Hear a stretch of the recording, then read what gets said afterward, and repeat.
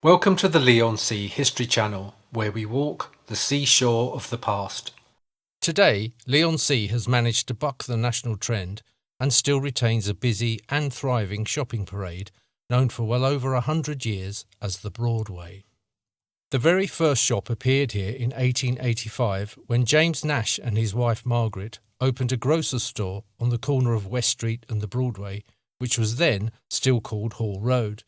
In 1899, Frederick Bradley opened a large ironmonger's and furniture shop on the corner of Victoria Road and Broadway, seen here centre left. Since then, literally thousands of businesses have come and gone on Leigh Broadway. Some of them vanished before they had a chance to establish themselves. Others became local institutions that gave the impression to those at the time that they would always be there. One such was the bookshop Grindley's that thrived in Leigh for over 62 years. It is thanks to founder and owner Elspeth Grindley, who refused to follow the 1970s trend for aluminium frames, that there is a rare survival of original Edwardian windows at 87 Broadway. However, even this venerable institution closed on the 26th of January 2008 and is now the Sue Ryder shop. It seems that only constant change remains the same on Broadway. In this video, we can look at a tiny fraction of those businesses and the people who ran them. For a deeper dive, I highly recommend Carol Edwards' exhaustively researched book, Broadway, Leigh-on-Sea. Hall Road, as it was then, was originally little more than a dirt track that ran between St Clement's and Leigh Hall, and consisted of a few high-class houses, the Carlton Hotel, now the Broadway pub, and Lady Olivia Sparrow's School, just northeast of the church, built circa 1834, that was later renamed the Herschel School in honour of its illustrious schoolmaster. When the Leigh Hall estate began selling off parcels of land in 1893, probably as an act of desperation on the part of the landowner due to the ongoing agricultural depression, the fate of the rolling countryside and former farmland around Leigh Hall was sealed. Speculators moved in and building began in earnest at the end of the 19th century, when a great many dwellings appeared. Foremost among the developers was a Frenchman, one Frederick Francis Remuse of the London Land Company. Eventually he became mayor of Southend, and seems to have had his fingers in a great many pies, being both a developer and speculator, whilst at the same time acting as the land agent to the Leigh Hall estate. Never one to miss a trick, Remuse purchased 334 acres of the parish, including Elm Farm, Leigh Hall Farm and part of the Victoria Pottery. Remuse laid out the streets in a grid pattern and sold off individual plots, marketed as the Leigh Hall estate. Around 1904, Remuse was involved behind the scenes in the process of converting the ground floors of many recently built houses on Broadway into retail outlets, following the lead of the aforementioned James Nash. Despite his clearly financial motives, Remuse left an indelible mark on the Leigh-on-Sea that came into being at that time, and at least he showed some interest in history, naming Olivia Drive after Lady Olivia Sparrow, Lord Roberts Avenue after her husband, Manchester Drive after her son, the Duke, and Tankerville Drive after her granddaughter's husband, the Earl. Fleming Avenue commemorates Emma Lucy Fleming, who loaned Remuse £10,000 for the initial purchase of the estate. Following the rapid growth of Leigh, estate agents and auctioneers opened offices on the new thoroughfare, including Hare & Son and Abbott's, who remain there today. We begin our journey along the Broadway at the eastern end, where it meets Leigh Road, with a major landmark, the Grand Hotel, which was originally going to be called the Leigh-on-Sea Family and Commercial Hotel. Opened in 1899 at the cost of roughly £6,000, the land had been purchased in 1896 by Leigh businessman Henry Choppin for £400. The project was apparently financed by the ubiquitous Frederick Remuse. The hotel was a part of Leigh life for over 100 years, but closed in 2008 and was left empty. But following a long period of delay and confusion, it has finally, and somewhat unsurprisingly, been converted into luxury apartments. At one time, the Empire Palace Bioscope Theatre stood in the grounds of the Grand Hotel. With 500 seats and one screen, it opened its doors on the 3rd of December 1910, when a full house watched the silent film The Heads of the World. And here we see what looks like a gathering of local fishermen photographed from the stage circa 1910, possibly even on the opening night. The auditorium had no ceiling and the metal roof girders always remained visible. Patrons were shown to their seats by smartly dressed usherettes who wore black frocks with white aprons. The films were often accompanied by vocal performance and piano played by a Mr. Dickinson. It was originally owned by wine dealer and songwriter Mr. John Mitchell, who had applied for a mortgage of £800 in September 1910. In 1919, Mitchell went bankrupt and a Mr. Schrymaker took ownership, followed by a Mr. Reginald Burton in 1926.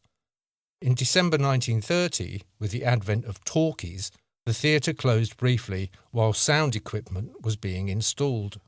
By 1933, control had passed to the South Essex Cinema Syndicate Limited and was finally run by the Mislin Theatre Group when it closed for good on December 9th, 1937. It became Overton's Garage for many years and finally Choppin's Hairdressing Supplies. The building was demolished in 2009 and the site remained a car park for some time before being redeveloped as, yes, yet more luxury flats. Just over the road on the corner of Maple Road and Broadway, there once stood Henry's Hall. This was the brainchild of one Henry Ritchie Bridge, a local builder born in the Old Town. It opened with great ceremony on the 8th of June 1912 with the mayor of the local council and the Reverend Stuart King in attendance, as seen here. This 600-seat concert hall also showed bioscope movies and was in direct competition with the Empire, which in a small town like Leigh probably did neither of them any favours. Henry's Hall stopped showing movies in 1915. The Leigh Dramatic Society also put on productions here and magic acts sometimes appeared. The building was originally intended for use as a shop and furniture repair works, with living quarters above, but upon completion, Henry Bridge applied for a change of use, converting the top floor into a concert hall. Committee rooms and a dining area were then added to the building, with a furniture auction room on the ground floor.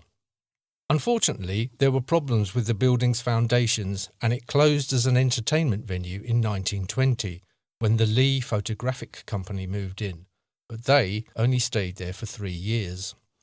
In 1923, a former Leigh institution, Dossett's Bakery, took over the building, which proved perfect for their needs, so much so that they remained there well into the 1980s.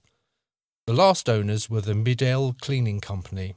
After they left, circa 2009, the building was allowed to fall into disuse and was eventually demolished in April 2014 to be replaced by, go on, take a guess, luxury flats.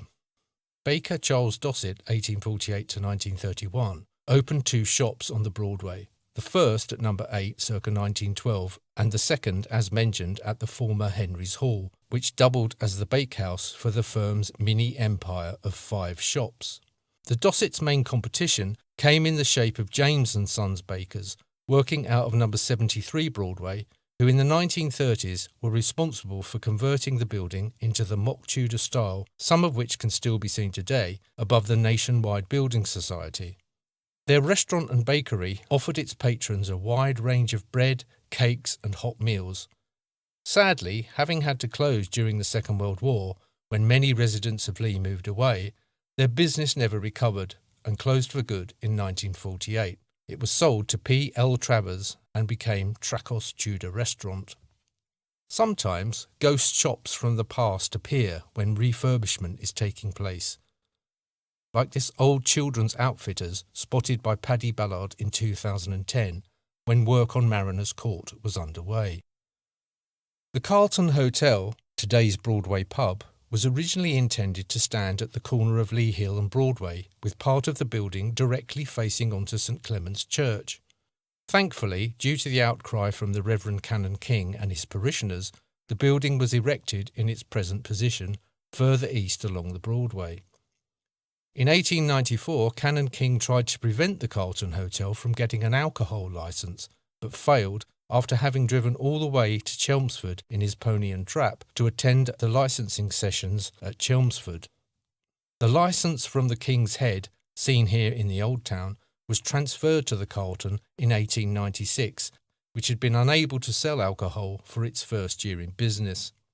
The first licensee was Joseph Nightingale and his wife Eliza, who ran the pub until 1923, when their daughter Florence and her husband Edward Reed took over. The Reeds managed the pub until 1970. Their children, Edna and Eric, became the licensees into the 1980s. In 1984, Edna recalled a childhood memory in an interview with the local paper about how she watched the little boats of Leigh leaving for Dunkirk from a third-floor window of the hotel. Eric recalled how the business had once opened at 6 a.m. and closed at midnight. All the family worked really hard in the pub, especially in the beginning. The Carlton was completely refurbished in 2014 and renamed the Broadway. Opposite the church is the aptly named Clement's Arcade, which takes up numbers 9 to 11 Broadway. Extensively refurbished and extended, it opened in its current form in 2011. However, like many other buildings on Broadway, the arcade began life as, in this instance, 2 private houses that were converted into shops circa 1911. Number 11 became Charles Palmer and Sons Fruiterers. Charles Palmer was Leigh born and bred and a former fisherman. He died in 1924 and his wife and sons continued to run the business. Palmer served Leigh until the 1960s. Number 9 had a more varied ownership. Between 1911 and 1914, Henry Faker ran the Candy Cabin. The Palmers took over between 1922 and 27 as an outfitters, followed by tailor William Blacker Hawken between 1927 and 1937. He also ran another shop at 62 Broadway. When William died in 1939, his son John ran the business for several years. Charles Dean, an electrical contractor, occupied Number 9 in the 1950s.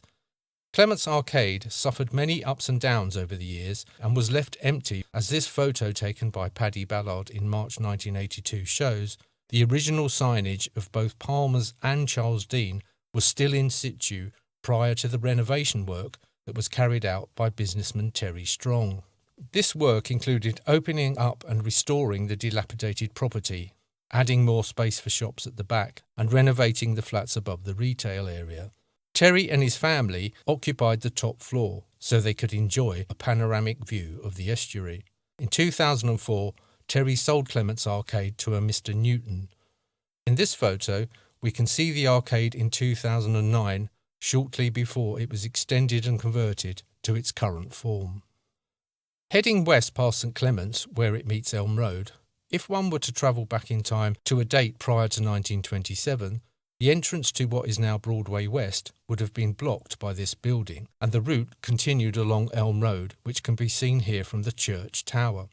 Leigh House, or Black House as it was also known, due to its somewhat sinister reputation, because a female skeleton had been discovered under the stairs during renovation work. Built around 1581, originally entirely of wood, at one time it was owned by a naval architect, Sir Anthony Deane, a friend of the diarist Samuel Pepys, who is claimed to have visited Leigh. Deane sold the property in 1670 for £200. In 1755, the owner was Giles Westwood, a wheelwright who lived there for 37 years before selling it to John Loughton in 1792. Loughton was the collector of taxes for Leigh-on-Sea. It was he who increased the size of the house and extended the estate by purchasing land to the south facing the long-vanished Chess Lane, which ran west from St Clement's Church towards Billet Lane. It was during the construction of the north wing of Leigh House that a skeleton was discovered and moved to holy ground for burial. Loughton also planted 2 large Lebanon cedar trees, one of which survives to this day in the library gardens. The other was brought down by a hurricane in 1987. Loughton also planted ivy on his house and the church tower, which can be seen in many old photographs. He added an orchard, pond and stables in the grounds. He died in 1815 and the house passed to his son, Captain Loughton. The building was later owned by David Montague, a cement manufacturer, potter and brickmaker. The last owner, Dr. William Douglas Watson, was responsible for the layout of modern Broadway West. The photo we have been looking at was taken circa mid-1920s, shortly before Black House was demolished by Watson. Here we see the new Broadway West circa the early 1930s, laid out prior to the erection of the shops and buildings we know today. To the left, the now lost cedar tree can still be seen, and beyond that the newly built replacement for Leigh House, which bore the same name and is today occupied by Gas Connect. Next to that, the new rectory stands, which is today called Watson House and is a solicitor's office. A little further along is the former rectory that became Leigh Library when it opened on the 9th of October 1928. The library gardens opened in 1930, laid out at a cost of £250. The old rectory had originally been built for the Reverend Robert Eden in 1838 to replace an older, smaller rectory that stood a little further east. All the rectors who followed Eden lived at the rectory until circa 1926, when it was sold. The new library replaced one that from 1919 to 1928 was housed in what is now the police station on Elm Road. In 1933, Watson built shops at number 53, 55 and 57 Broadway West, and in 1934, shops and flats at 59 to 105. Watson died in 1950 and his wife and son continued to live in the new Leigh House until the mid-1950s.